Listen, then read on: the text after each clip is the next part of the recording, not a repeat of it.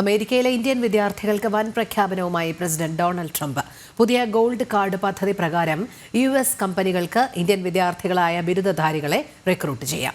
നിലവിലെ സംവിധാനത്തിലെ പോരായ്മ പരിഹരിക്കുന്നതാണ് നടപടിയെന്ന് ട്രംപ് വിശദീകരിക്കുന്നു. ബിരുദധാരികളായ ഇന്ത്യൻ പ്രതിഭകൾ US വിടുന്ന സാഹചര്യം ഇനി ഒഴിവാകുമെന്നും ട്രംപ് ചൂണ്ടിക്കാട്ടി. പ്രതിഭാധനരായ നിരവധി ഇന്ത്യൻ വിദ്യാർത്ഥികളാണ് അമേരിക്കയിലെ വിവിധ സർവകലാശാലകളിൽ നിന്നും ബിരുദം നേടുന്നത്. ഇത്തരത്തിൽ ബിരുദം നേടുന്നവർ രാജ്യം വിടുന്നത് ഒഴിവാക്കുക എന്ന ലക്ഷ്യമാണ് ട്രംപ് മുന്നോട്ട് വയ്ക്കുന്നത്.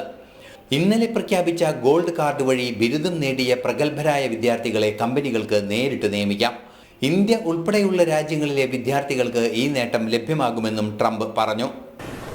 I get calls from, as an example, companies where they want to hire the number one student at a school. A person comes from India, China, Japan, lots of different places, and they go to Harvard, the Wharton School of Finance, they go to Yale, they go to all great schools, and they graduate number one in their class, and they're made job offers, but the offer is immediately rescinded because you have no idea whether or not that person can stay in the country. I want to be able to have that person stay in the country.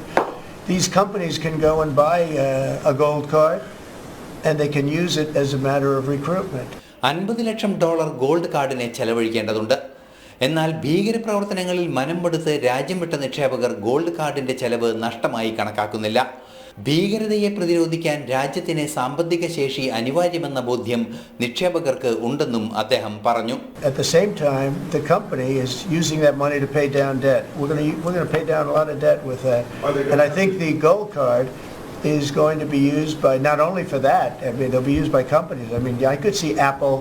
I've spoken with Tim Cook, and by the way, he's going to make a $500 billion investment in the country only because of the results of the election. And I think because of tariffs. He's going to want to be in the country because of tariffs. Because if you're in the country, there is no tariff. If you're out of the country, you got to pay tariffs. Indian വിദ്യാർത്ഥികളുടെ സാങ്കേതിക ശേഷി കാര്യക്ഷമമായി പ്രയോജനപ്പെടുത്താൻ വലിയ അവസരമാണ് ലഭിച്ചിരിക്കുന്നതെന്നും Trump പറഞ്ഞു. International desk, ജനം.